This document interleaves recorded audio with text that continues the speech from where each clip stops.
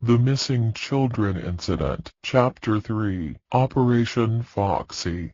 Foxy wasn't available for a month, and this made Finn really disappointed. Every time they went there he was aching around all the cashiers and guards, but they didn't give him any reasonable answers. They probably also didn't know when will Finn's favorite pirate Fox return.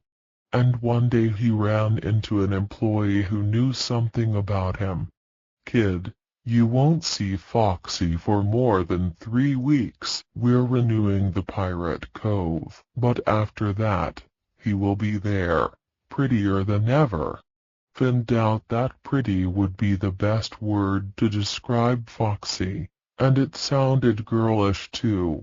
He was eager to wait. He and Joey, who was the other one most interested in pirate business, was talking a lot. What novelties will be made in the cove? A new made, larger pirate ship, skeletons buried into the sand? After the 3 weeks had passed, they run into the diner right after school, and who cares about the blasted math test tomorrow? They didn't buy any food or drink, and ignored the rules that said no running and no yelling. They run through the people in the diner in an excited rush, and through the corridor which led to the back part of the restaurant, where Pirate Cove was. They saw it from afar that the purple curtains were opened. "Come on, Joey, hurry!" yelled Finn, and he barely dodged a toddler who were waddling next to his mother. Finn slipped on the gritted floor and stopped before the room, where a terrible surprise was waiting for him. Behind the curtain, there was the sandy beach, some plastic crabs and shells down on it, and some palm trees in boxes before the painted waves on the wall, with a half-opened treasure chest between them. It was all right. It should be that way. But near the chest, it wasn't Foxy who stood there with his rough but friendly smile, but a white and pink abomination with lush eyelashes. Its her head shape recalled Foxy's. One of its, hers, arm ended in a hook, but she, was shorter and there wore makeup on its, her, face. Makeup. This made the whole thing more messed up, and it was female. Most probably. It was hard for Finn to call it a female. It looked like a boy in girlish colors and makeup. Foxy's yellow eyes and sharp teeth were mockingly twinkling from its pink and white face. What's this?" Joey gasped after stopping before the Pirate Cove. Finn couldn't talk. "Is Foxy here, or?" asked Joey, turning his head around. Finn still didn't speak a word, like his brain was too shocked to let him talk. This thing. It can't be Foxy. It can't be him. Please, don't let them turning him into this. Oi, kids, welcome in the Pirate Cove. "In the land of adventures and treasures," said the pink abomination. The words were Foxy's, but the voice is not his harsh voice but some cheesy barking. "Adventures." They heard some croaky voice speaking from the thing's shoulder. Finn looked there, disgusted. He didn't care what he saw. He knew he won't like it. There was a small robotic parrot sitting on the white fox's shoulder. It was turning his tiny head around and blinking with its mechanical eyes. It looked quite okay. Even its color was green, not pink, and there wouldn't be any problem with it if it wouldn't belong to that imposter. Finn's face slowly turned into red. "Is there any problem, my dear?" asked a woman in purple clothes, an employee of the diner. Her voice sounded worried, seemed like she sensed Finn's anger. "Don't you feel well?" "Where is Foxy?" asked Finn. He looked down, staring at the floor to force himself calm down. "Oh, he is right here." The woman pointed at the pink abomination with such a wide smile as she herself placed that thing here. "But now we know her as Toy Foxy. Isn't she adorable?" She touched the ear of the white fox, which made it to turn around and look at her, and blinked with its long eyelashes.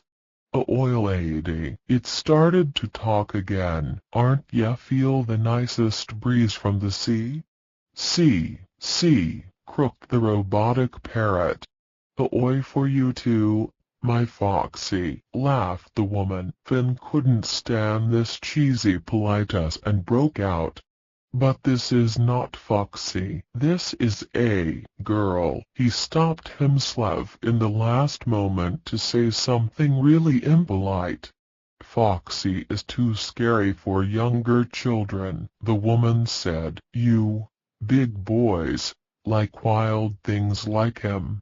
But he made toddlers creep out. "Toy Foxy is much nicer. Maybe she is a bit weird at first, but I'm sure you will like her too very soon. He looks almost exactly like Foxy, anyways, but more prettier."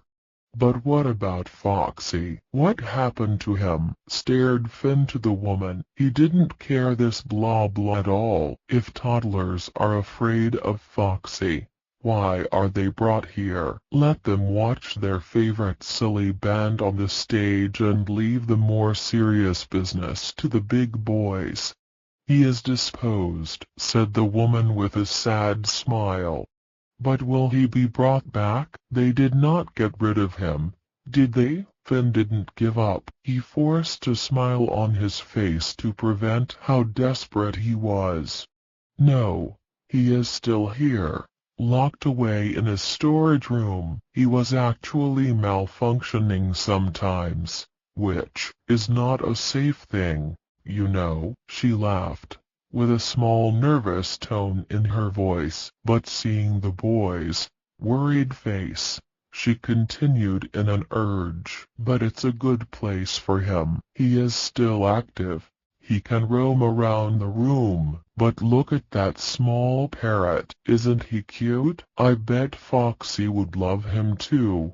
"I bet he would," murmured Finn when she walked away. "All these things should belong to him."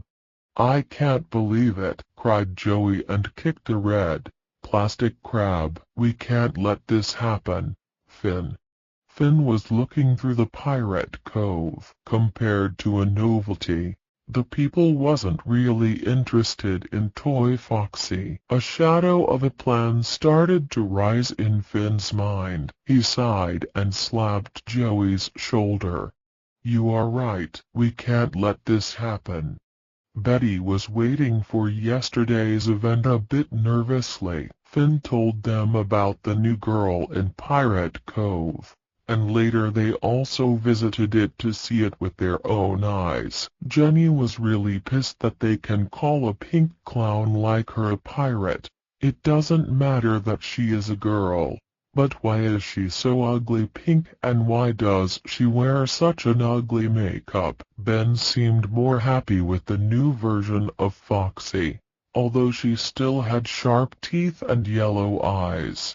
But at least she wasn't as big and wild as Foxy. Betty didn't like her design. It was really out of the place compared to the other animatronics, and her body wasn't covered by matte fur but it was made from shiny plastic, and those crazy colors. "She looks like a scary clown, with those makeup and teeth." She said that to Finn, when the boy led them into the renewed Pirate Cove. Finn responded that he always hated clowns. But as the time passed, Finn came up with an idea that made their small group excited and worried in the same time. An idea that if it will be failed, it's all over. Ben's birthday party, which will be held in Fazbear's, will be in 2 more weeks. Mom just told it to Betty in a secret. If the Fazbear's staff catch them in action, Ben's party won't happen. Betty wouldn't want to betray Finn, but how disappointed Mother would be. Not to mention Ben, he can never visit his favorite place again. Since they are visiting Fazbear's, Ben started to stop being so shy. That's why Mom planned the party in Fazbear's, and also to help him forget how their father left them before 2 years, after some really awful brawls. But if they follow through, they will be forbidden. There will be an allegation, and Ben will fall back into his shy self, and his nightmares will start again. After Dad left, he had lots of nightmares. Almost every 2 days, he still had nightmares, but very rarely. He were never screaming, just whimpering and tumbling, and he usually woke up Betty by leaning over her and staring at her with wide eyes full of terror. Last time it happened was 2 days ago. Ben probably also had some worries about their action. "What happened?" asked Betty, like always when this happened, but she already knew the answer. "The nightmares, the dark man." "The dark man," muttered Ben. His frightened voice always made Betty to fear. She knew that what Ben saw was only a nightmare, but in the dark, fear spread like an epidemic. "He wasn't here. He had never been," she said, and hugged her little brother. "It was only a nightmare, nothing more. He was yelling and I heard his steps walking around as he was searching for us," said Ben in a shaky voice and didn't move. His eyes stared into the nothingness as he was in a trance. This made Betty terrified, but she didn't show it, so not to make her brother even more frightened as he already was. He was laughing and said he already killed Mom, because she is nothing more than a dirty who. "Enough, Ben," said Betty. She remembered well how their father called her mother names which she wished to never hear again, or at least to forget. Ben's eyes cleared as he was just awakened. He climbed into Betty's bed, crying quietly. "He said he will kill us too, and I saw that he is already dragging you behind him and you were not moving. It wasn't real. Don't think of it." Betty tried to comfort him while also trying to forget the terrifying scene Ben told her. The boy usually forgot them by morning. He often didn't even remember he had a nightmare. It was Betty who remembered everything. Ben lied next to her, and cuddled on the top of Betty's favorite plushies. Betty knew that this will be another night when she can't make Ben to sleep in his own bed.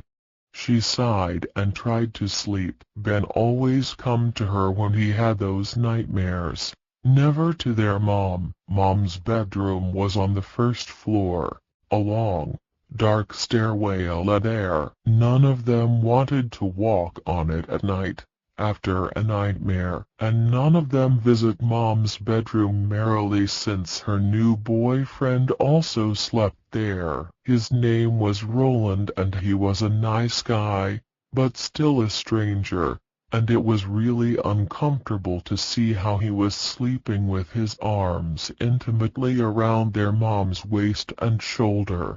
Recalling that last nightmare, Betty started worrying again. She wouldn't want Ben having nightmares all nights again. But wait, should she cancel the action? To make themselves later listen to the other stories, how they got rid of the ugly new Foxy. Ben would never forgive her. Finn would be disappointed.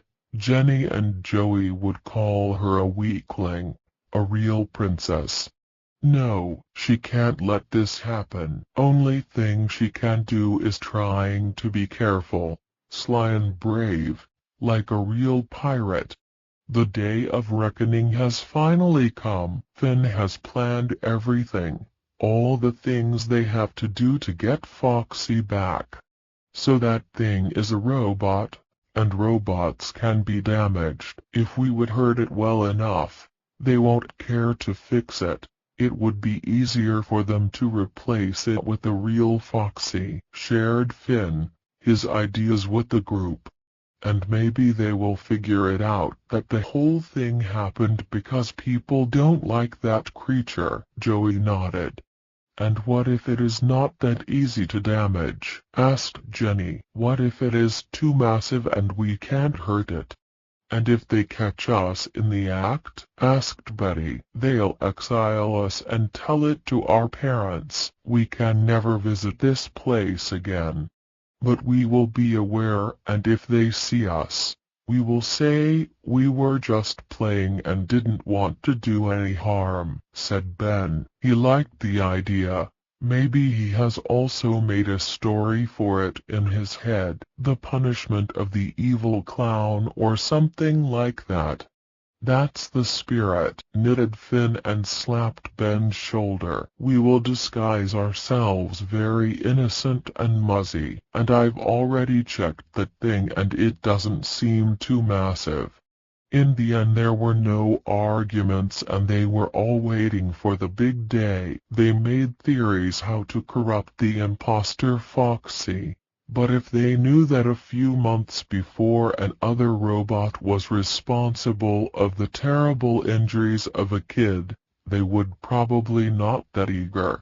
Every time they went to the restaurant, they paid a visit to Pirate Cove and waited for the opportunity to be alone with the robot. One day, when they were all together, they had their chance. Only a few other kids were in the Pirate Cove, but they left in a hurry after seeing Finn and Joey throwing the plastic crabs wildly to each other. Now we can begin. Finn made a sign to attack. They all raided to Toy Foxy, who was just standing there, welcomed them with some words that she had stolen from Foxy, and raised her small plastic parrot. She was still doing it when Jenny and Finn jumped on her and twisted her arms with all of their force. Jenny climbed up on her body and stick to calipers under the robot's eyelids. Their plan wouldn't be successful if they'd try to do this with an older type of animatronics. They were big and massive, taller than 2 meters. But Toy Foxy were a new generation bot, smaller, light-weighted and more fragile. So her left arm broke off with a cracking sound, and her eye almost immediately spilled, and swung in a single wire next to her muzzle. She lurched, but she was still on her feet and still spoke the words she stole from Foxy. It didn't seem too painful for her that one of her eyes is hanging from its socket and one of her arms is broken. Finn stepped back and took a look at the damage. He didn't like it that no matter how brutally they damaged it, the robot is still standing like it has no problem at all. Ben's face seemed a bit terrified as he was looking at the dismembered robot Fox, and Betty was looking at Ben, worried about him. But before she could make a sound, Jenny yelled, "Come on, break the other arm too." "Are you crazy? Why are you yelling?" said Betty nervously. "Finn, I think we had done enough. Let's leave before Annie." "It is still standing," said Joey. "As long as she is on her feet, she is okay, and we shouldn't let it." "That's right," said Finn. "If we don't hurt it enough, we didn't do anything. It was all in vain. Its eye and arm are easy to replace. Take off its plastic suit and break it, now." They gathered around the pink clown, except Ben. He hid behind Betty's back. and started to break its plastic cover and its joints. They hit them and twist them until the robot was nothing more than a pink fox head in the middle of a bunch of metal wires. As Finn was staring down the defeated enemy, he felt victorious. That was a deed worthy for a pirate, and Foxy would be proud. The others were staring down too, with mix of scared disbelief and pride. The pink fox was in pieces. Its parts were connected by wires. One of its eyes were rolling off. Even its small parrot looked like a metal endoskeleton part. "Well, this wasn't hard at all," said Joey, and he pushed one of the pink-nailed hands with his foot. Its fingers twitched and Joey jumped away. "Don't worry, it won't grab you," said Finn with a gloomy smile. "Not anymore. The work is done." "Okay, what now?" Finn turned to Jenny in a temper as she grabbed his arm in a panic, and pointed towards the purple curtain of Pirate Cove. The others were all staring towards there, hardened into stone with fear. Finn looked at where they were looking, and his throat dried. The security guard, Miles, stood next to the entrance, and he was staring at them. Seemed like he was there for a while, and it was a bit strange as he was looking at them. Was he angry? Finn's guilt made him to think yes, it was an angry look. Oh my God, he probably see it all, he thought in a shiver. He looked at the others in the corner of his eyes and saw them stood there, scared and guilty. Ben looked like as he was about to cry. Finn felt really bad. It was all because of him. His stupid plan, and poor little Ben is so sensible, he will suffer the most. He drew strengths from this and then stepped forward, while trying to look innocent but firm. His parents always told him that firm people can't be disagreed nor ignored, so he thought this is his best chance. Imagine, Mr. Miles, we walk in here to play and saw that Foxy was in pieces. He even tried to make the guard believe that he likes the new Foxy, but it didn't work. Don't try to fool me, boy. I saw that you made this. Miles glowered at him. Do you have any idea how much your parents would have to pay if the management knows about this? Finn tried to argue, but Betty gently pushed him aside. "Finn, he saw everything," she uttered, and then she spoke in a normal voice. "We are so sorry. We only wanted to play with her, but we were a bit harsh and this happened. We were used to the old Foxy. We knew that he can handle it. We didn't mean to." Miles stepped closer and now he was glaring at Betty. Finn noticed that the guard has a similar eye color to a shark's, the same pale grayish-blue tone. He had never noticed it before because he had never looked at them in such an angry. No, this is not really an angry look. It is a very weird look, way, and Finn knew they were in big trouble now. "I didn't see this as an accident," Miles grumbled and looked at them very broodingly. Finn was thinking if it was worth it to run away, but he discarded the idea. It was too late. Miles knew it were them, and running away would cause them even more trouble. But what could they do? Suddenly he heard a tiny voice speaking.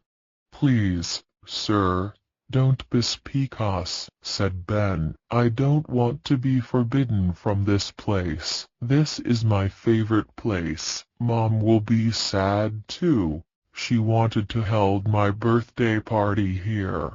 Finn wondered how the little crybaby Ben has the courage to speak right after they were caught in the middle of a crime. Miles looked at Ben with his shark eyes.